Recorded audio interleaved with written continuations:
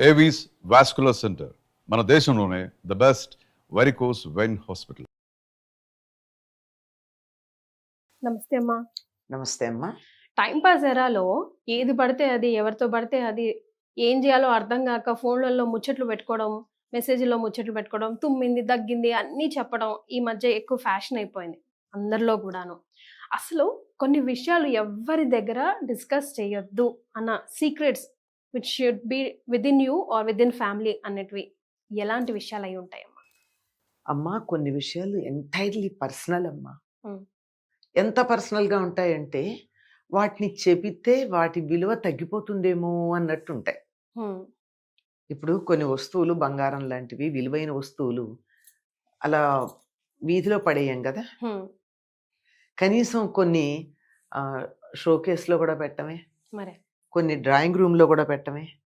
ఎక్కడ పెడతాం? తీసుకెళ్ళి లాకర్లో పెట్టుకుంటాం, లేదంటే దేవుడి దగ్గర పెట్టుకుంటాం.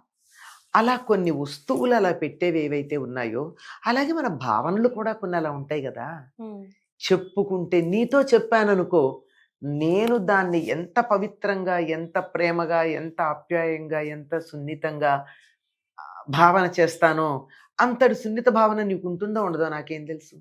కానీ పంచుకుంటే భారం తగ్గుతుంది అంటారు కదమ్మా. బరువు అయితే భారం తగ్గుతుంది, సంతోషం అయితే పెరుగుతుంది. ఇది మామూలు విషయాలు.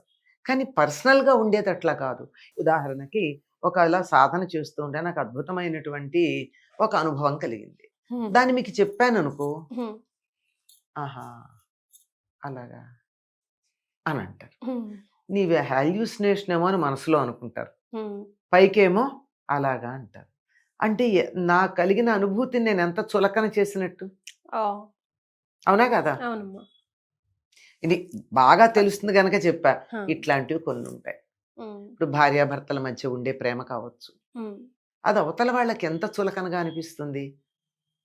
మేబీ భార్యాభర్తలు ఇద్దరు అతి చిన్న విషయంలో వాళ్ళకి ఒకళ్ళంటే ఒకళ్ళకి ఇష్టం కలగడానికి కారణం, ఒకళ్ళ మీద ఒకళ్ళు ప్రేమ ప్రకటించుకోవడానికి అతి చిన్న విషయం కారణం అవుతుంది. ఇతరులకు అది కాదు. ఇది కూడానా, ఇది కూడా అంటారు. అంచేత అట్లాంటివి చెప్పి దానికున్న విలువని తగ్గించకూడదు. అందుకని వీటి విషయంలో మన వాళ్ళు పూర్వం ఏం చెప్పారంటే, కొన్ని పేర్లే బయటికి ఉచ్చరించకూడదు అన్నారు. సాధారణంగా భార్య పేరు భర్త కానీ, భర్త పేరు భార్య కానీ. అయితే మనకి ఈ రోజుల్లో అంటే కొద్ది రోజుల క్రితం వరకు భార్య భర్త పేరు చెప్పేది కాదు, భర్త మాత్రం పేరు పెట్టి భార్యని పిలిచేవాడు. అంతకు ముందు కాలంలో భార్య పేరు కూడా భర్త ఉచ్చరించేవాడు కాదు. మీరు నార్త్ ఇండియాలో ఇప్పుడు కూడా మున్నీకే మా అని పిలుస్తాడు తప్ప భార్యని పేరు పెట్టి పిలవాడు. వాళ్ళిద్దరికీ వాళ్ళ పేర్లు, వాళ్ళ పిలుపులు ఏమో నలుగురెదురుగా ఏం పేరు పెట్టి పిలుస్తారో, ఒంటరిగా ఉన్నప్పుడు ఏం పేరుతో పిలుచుకుంటారో చెప్పుకుంటారా? చెప్పుకోకూడదు కదా, అది చులకనైపోతే. అవునే ఏమండి గీవండి అవునండి ఇవన్నీ వచ్చాయి. అది ఏరా అని కూడా అనుకుంటారేమో. తప్పేం లేదు, ప్రేమలో ఏదీ తప్పు లేదమ్మా. ప్రేమ యొక్క స్థాయి పెరిగిన కొద్దీ ఇన్హిబిషన్స్ ఉండవు. అది బయటకు చెప్పుకుంటే సమస్య అవుతుంది. సత్యభామాదేవి కృష్ణుని తన్నింది అంటే అది చాలా పెద్ద సమస్యగా భావిస్తారు. నిజానికి ఆవిడ తన్నలేదు, అది వేరే మాట. తన్నిందని ఆయన అలా భావన కల్పించేశాడు. జగన్నాటక సూత్రధారి కదా, అలాంటి వేషం వేసేశాడు. పాపం ఆవిడ కాలు అలా తొలగదురు వచ్చింది. తప్పు నా కాళ్ళ మీద నీ తల పెట్టకూడదు అని అంది. అలా అంటే నువ్వు తన్నావా, పర్లేదులే అన్నాడు. ఇంకా ఆవిడేమనడానికి వీల్లేకపోయింది. అది వాళ్ళిద్దరి మధ్య ఎవరి కాళ్ళ మీద తలబెట్టారు, ఎవరిని తన్నారు అన్నది వాళ్ళిద్దరికి సంబంధించింది. మనకేంటండి వాళ్ళిద్దరికి లేని అబ్జెక్షన్. చెప్పకూడదు. బయటకు చెప్పామో చులకనైపోయితే నలుగురు నోళ్లలో నా అంతాం కనుక చెప్పకూడదు. ఇవన్నీ పర్సనల్గా ఉండే సంతోషకరమైన విషయాల గురించి నేను చెప్పా. అలాగే గురువు గారి పేరు చెప్పకూడదు. ఇలా పట్టుకుంటారు కూడా కొంతమంది, ఇలా ఉంటారు కదమ్మా. అది కాదు, గురువు దగ్గర నమస్కారం చేసేప్పుడు ఇలా పెట్టి చెప్పాలి. మీరు కూడా మీ గురువు గారి గురించి చెప్పాల్సి వస్తే ముందు ఇట్లా అనుకుంటారు. అంటానా? తెలియదే, ఏమో మరి. కానీ చాలా తక్కువ మా గురువు గారు అంటాను, కానీ ఎప్పుడో తప్ప పేరు చెప్పను నేను. ఎందుకంటే చెప్పకూడదని కాదు, అన్నిసార్లు ఉచ్చరించకూడదు. ఏమో నేనెంత గౌరవంగా అనుకుంటున్నానో మీరంత గౌరవంగా ఆయన గురించి భావిస్తారు లేదో నాకేం తెలుసు. ఏమిటి ఈవిడ ఎప్పుడు ఈయన పేరు చెప్తుంది, నేను గొప్ప, నేను ఎక్కడో విన్నాను, వేరే రకంగా విన్నాను, ఇలాంటి మాటలన్నీ అనేసుకుంటారు. అంచేత నేను ఆ గురువుని గురించి తక్కువ భావన కలగడానికి అవకాశం కల్పించింది అన్న అవలా నేను. మరి అంచేత అట్లాంటివి చెప్పకూడదు. అది భార్యాభర్తల మధ్య ఉండే సున్నిత భావాలు ఏవి ఇతరుల దగ్గర చెప్పినా చులకనైపోతాం. అంచేత చెప్పకూడదు. ఎందుకంటే ఇది మామూలు విషయాలు. సంతోషకరమైన విషయాల గురించి చెప్పా. కొన్ని చెప్తే మనం బాగా చులకనైపోతాం. అది భావన చులకన, ఇక్కడ మనుషులు చులకనైపోయే ఉంటాయి. ఏమంటే ఏదో భార్యాభర్తల మధ్య తగాదా వచ్చింది, చెప్పుకుంటారా? చెప్పుకుంటే ఏమైంది, వాళ్ళ కాసేపు జాలి చూపిస్తారు, వాళ్ళు జాలి చూపించిన కొద్దీ మనకి ఇంకా బాధగా ఉంటుంది. రేపు పొద్దున మన ఇద్దరం కలిసి సినిమాకి వెళ్ళారు అనుకోండి, భార్యాభర్త ఇద్దరు, ఏంటి మొన్న నన్ను కబుర్లు చెప్పి వాళ్ళ సినిమాకి వచ్చింది అంటే అవునా అంటారు అనరా? అంటే ఏంటి, జీవితంలో కొన్ని సంవత్సరాల పాటు ఆనందంగా కలిసి ఉండి 3 సార్లు 4 సార్లు అభిప్రాయ భేదాలు వస్తే అది బయట చెప్పుకుంటాం, కానీ అందరికీ ఆ చెప్పిన కాస్తే గుర్తుంటుంది, హైలైట్ అయి కనపడుతుంది.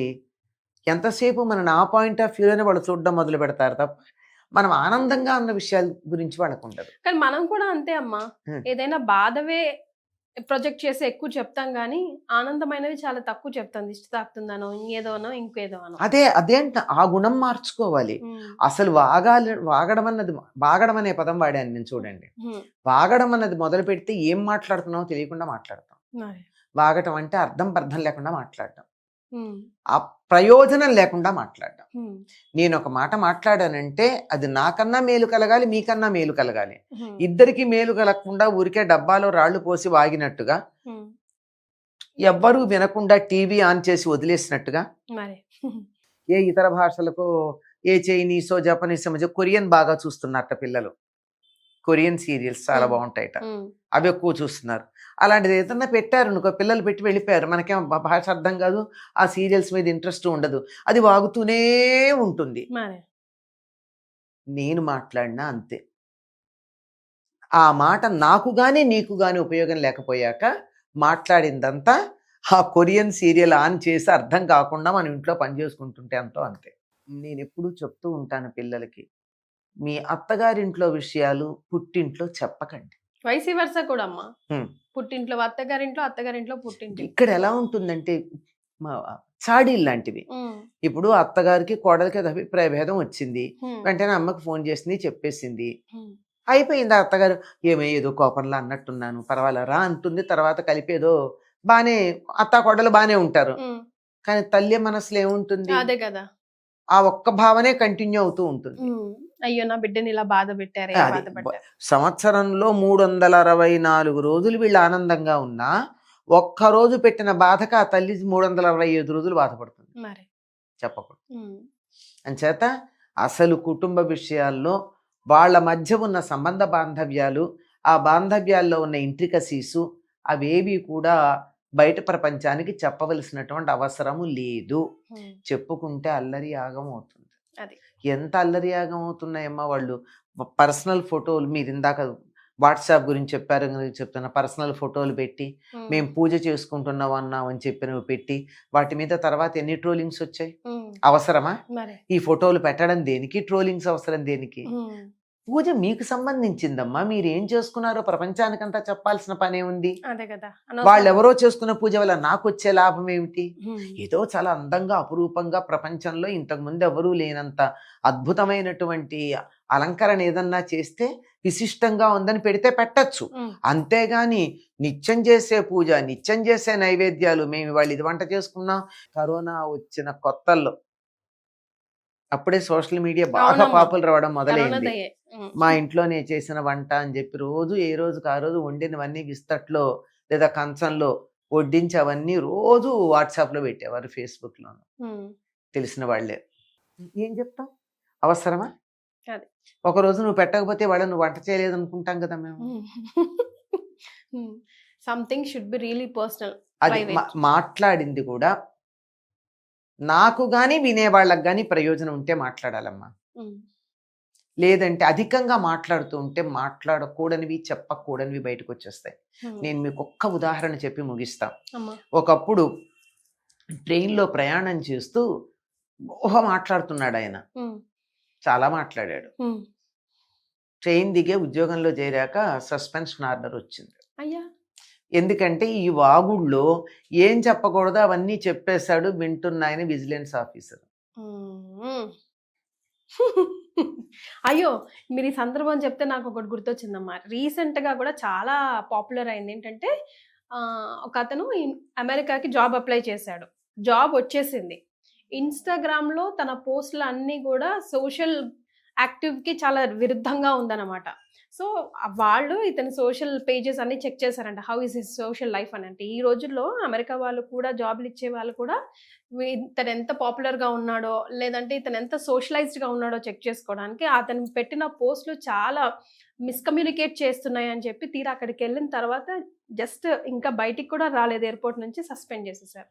You're not deserved. ఎందుకు, నాకేమైందని ఆరాధిస్తే ఇన్స్టా చాట్లో నేను అబద్ధాల సర్టిఫికేట్లు పెట్టానని, లేకపోతే నేను ఇక్కడ వీళ్ళని కొట్టానని, వాళ్ళని తన్నానని, నేను సినిమా హాల్కి వితౌట్ టికెట్ వెళ్ళానని, అదేదో క్రెడిట్ లాగా.